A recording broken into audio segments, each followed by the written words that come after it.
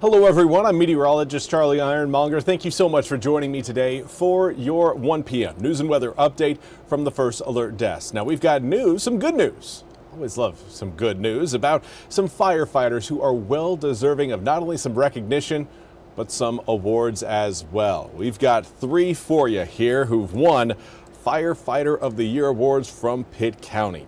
Pitt County announced that 3 of the county's firefighters were honored in a celebration that happened yesterday. Those 3 firefighters and their awards were: Pitt County Firefighter of the Year was awarded to Chief Cody Bateman of the Simpson Rural Fire Department.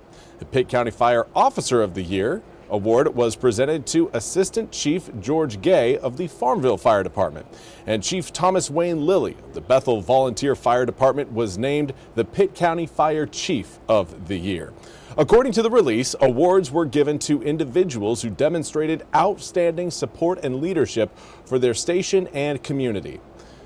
Now, Emergency Management Deputy Director Jay Morris said, quote, "Pitt County Emergency Management joins the Firefighters Association in congratulating all award recipients, and further thanking all of the dedicated individuals who serve the residents of Pitt County every day," end quote. Now, the Pitt County Firefighters Association held its annual, quote, "Ladies' Night Dinner," end quote, where these awards were announced. Huge congratulations go out to George, Thomas, and Cody for their fantastic work over the past year. Now we need to turn our attention to a shooting investigation involving a squatter at a home in Carteret County. It happened at around 8:30 a.m. this morning at a vacant home on 9-Foot Road outside of Newport. Deputies say a man was legally conducting business at the property when he was confronted by a man who was apparently squatting at the home. After a verbal dispute, deputies say the squatter fired multiple shots at the victim.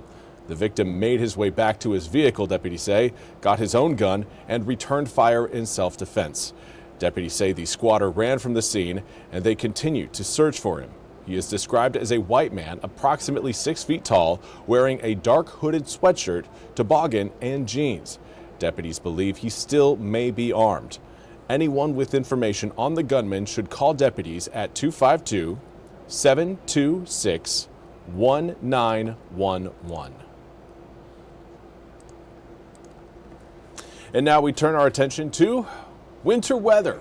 Of course, we're going to have our own kind of, I don't want to call it a full-on hit, but we'll get grazed by some winter weather coming up on Sunday. We'll have more details on that coming up in just a few moments, but do want to highlight some of the winter weather that's going on across the country, because that mess usually heads eastward, and that's where we find ourselves. Here's NBC Sam Brock with more on what the Midwest is seeing.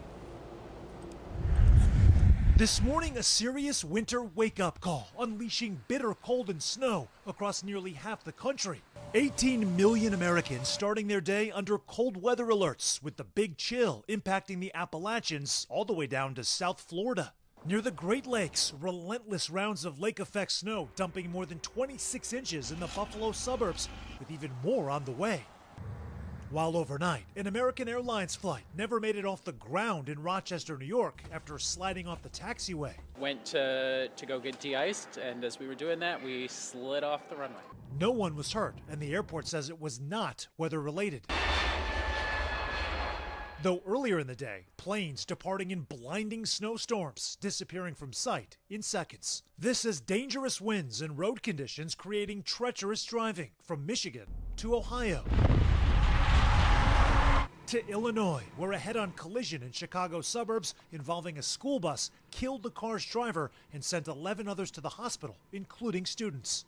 A series of surreal scenes playing out over and over again in several states. This mangled mess is near Erie, Pennsylvania, and 30 vehicles involved in a chain reaction pileup south of Syracuse. We've got cars everywhere. Temperatures characteristically frigid in the Northeast, while down south, an aberration. We don't have our bathing suits on today. We have hoodies on. Normally balmy parts of Florida bracing for a falling iguana forecast with sub-freezing conditions, making it feel like the low 20s. Plants covered up and moved indoors, and for drivers, one unwelcome sight. It's inevitable. Everybody's tire lights are going to come on. And again, that was Sam Brock reporting. Let's turn our attention to our forecast. And of course, ironically, right now we are cold, but we're going to get actually a little bit warmer as we head into tomorrow. Air temperatures are going to rise by about 15 degrees from this afternoon into tomorrow afternoon.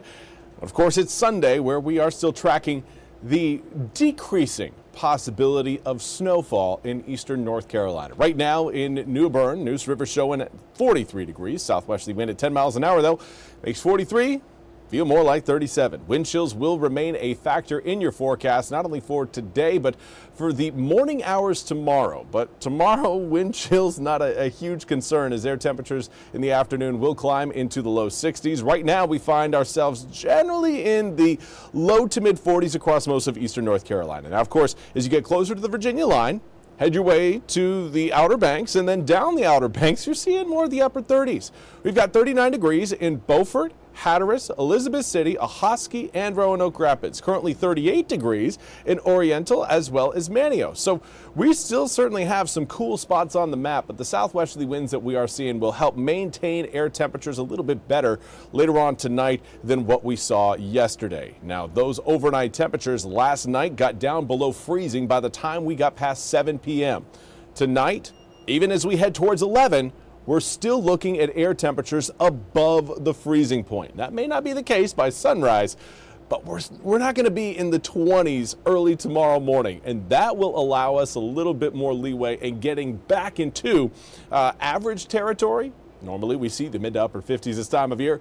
And we'll even go a little bit beyond that for tomorrow afternoon, reaching the low 60s between 1, 2, 3, and 4 p.m. Now, as we head through the day, cloud cover will get thicker. We're not looking at super thick clouds in the morning, but by the afternoon, you'll certainly see some clouds that will look like they want to put some rain down over eastern North Carolina. That's likely going to be the case once we get past, I would say, around maybe 5, 6 p.m. at night on Saturday.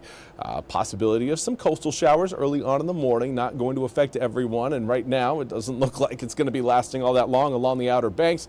But those of you watching in Ocracoke and Hatteras understand that you guys may pick up a few light drops as you wake up for the start of the weekend. Of course, that's not the snowfall potential that we have been tracking. Here's 5 p.m. and still some rain showers further back towards the west, but there is that front trying to work its way across eastern North Carolina early Sunday morning. As you can see just by the shape of the green on your screen, it is just getting messy. Now, Joshua Armstrong is asking a question. Why is it so hard to get snow? Joshua, fantastic question, and it's one that I know a lot of people have.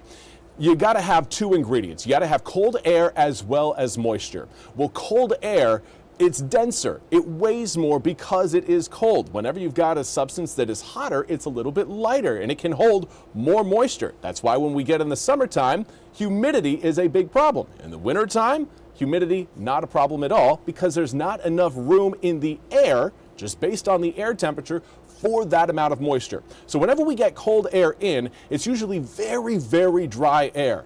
Right now, our dew points are reading in the single digits currently in New Bern.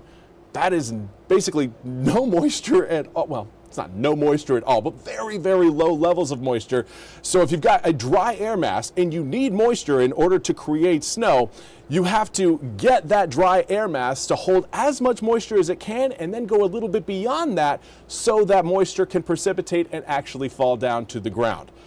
With that, you also have to keep those air temperatures below 32 degrees in order for all of that precipitation through the entire column of the atmosphere to stay below 32 degrees to keep those snowflakes from melting and refreezing, which usually creates sleet. We see that often in eastern North Carolina before our big snowstorms, and that's why we really see a difficulty in getting snow here in the east. Also, just where we are at. We've got the mountains off to our west, and everything generally comes from the west. We are in the westerlies, so all of the moisture that we usually would see if those mountains weren't there gets caught on the western side of the mountains. So as those systems move overhead, there's not as much moisture there. So we're getting a drying system into eastern North Carolina with dry air because the air is so cold. But then we also have a problem with keeping our air cold because of the ocean right next to us. Usually the ocean holds onto heat far more efficiently than ground temperatures do. So the ground can cool off very quickly, but the ocean hangs on to that heat, and that helps warm the air sitting right above the ocean. If we get any sort of breeze off of that ocean, well, that will warm us up. So that's, I know I would say a basic rundown, but I know I threw quite a bit in there within about a 2-minute period. But let's get back to your forecast. That's a kind of general idea of what needs to happen in order for snow to occur. Now, let's track the cold front, because it's the cold front that will give us that cold air. It's 6 a.m., early Sunday morning. We're still looking at westerly winds. Not seeing a whole lot of change there, which means the cold front has not passed us by the time we get to around 6:30, 7 a.m. on Sunday. We're still looking again at, in relative speaking, warmer air Sunday morning than what we're going to see for Sunday afternoon. But by the time we get to 9 a.m., you start to see those winds shift across Goldsboro and Rocky Mount. That is the cold front moving in. Whenever those winds start to shift, that is the point where that cold front is crossing over you. Once you start to see that northwesterly wind, you know the cold front has now passed you, and your air temperatures from that point on will continue to drop for, well, depending on how big the large air mass is behind that cold front. In this instance, our air temperatures are likely going to be dropping for about 8 to 12 hours once we see those winds shift. By the time we get to noon, most of eastern North Carolina will have seen that cold front move through, and it should be draped either right along the coast or just off the coast as we head towards noon. So at this point, we're finally seeing air temperatures really start to fall across eastern North Carolina, but it's going to be a slow drop. It's not going to be all of a sudden we just cool right on down to 32 degrees. It's going to take some time. It's going to take some time, and the rain showers are going to actually add a little bit of an insulating effect. The heavier the rain showers are, the cooler the air will get, but the lighter those drops are, it's going to keep us kind of holding steady. So let's get back to, again, that big picture look of exactly what is coming our direction. There is the front you're seeing further back towards the west, that low pressure system across Minnesota and Wisconsin, and the cold front attached to it. That's the source of our cold air. Notice all of the drops behind that frontal boundary, all coming down as snow. It is frigid Canadian air coming down out of the Arctic. As we head towards Saturday morning, that system is going to be draped across the western half of the state. You'll note, again, not a whole lot of rain associated with it at that point until it starts to interact with the ocean. That's when it can pick up a little bit more moisture, because there's moisture in the ocean. There's higher moisture content in the air over the ocean than what we have over land. So that's why you see kind of a big buildup of rain across the East Coast by the time we get to Sunday morning. But at this point, again, we know that that cold air is not fully with us. So it's going to take, and I would say Sunday afternoon, before air temperatures drop down to a level where we could see some snowflakes mix in. And, well, a few areas will actually get those snowflakes to stick to some grassy surfaces. But as you can see here, models are indicating air temperatures still too warm at ground level by Sunday at 4 p.m. to convert any of that moisture into either sleet, freezing rain, or what we're all hoping for, snow. So that is kind of where we are at. The cold air, for Joshua and anybody wondering, why isn't this going to play out as a snow event? Because that cold air isn't going to get here fast enough.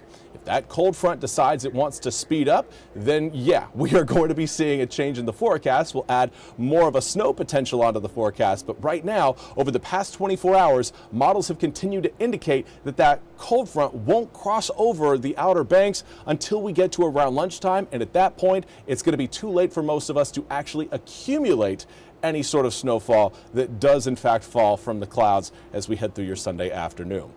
Joshua, I feel like in years past you've gotten our fair share of snowstorms. Well, maybe. I know I come from the Seattle area where usually we see quite a bit more snow than what we have here, but I've been here 13 years, and usually we average at least a significant snowstorm, I would say, once every 3 to 4 years. While we will have snow events, yeah, we actually have had one already this winter back in December. They're actually fairly difficult to come by here in eastern North Carolina, particularly because of our geography. because of the mountains, because of the ocean. They're two kind of competing features that usually play against getting snow here in eastern North Carolina. But yeah, the past 3 or 4 years, we've lucked out for some reason. And yeah, it goes back to geography, just how North Carolina is set up with the mountains and the warm ocean waters right off of our coast. That's usually why we see a little bit more of a difficult time for us to get that snow into the east. And of course, again, air temperatures just not getting cold enough quick enough. That's why Virginia and points northward usually have a pretty good shot at snow.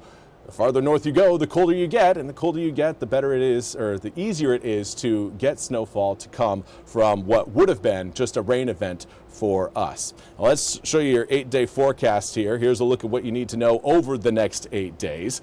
Coming up for your Saturday, 61 degrees. Classic eastern North Carolina weather, going from winter one day to spring the next day and then back to winter the next day. Sunday, we are still calling it a first alert weather day, not because we're going to see massive snow accumulations. We're not.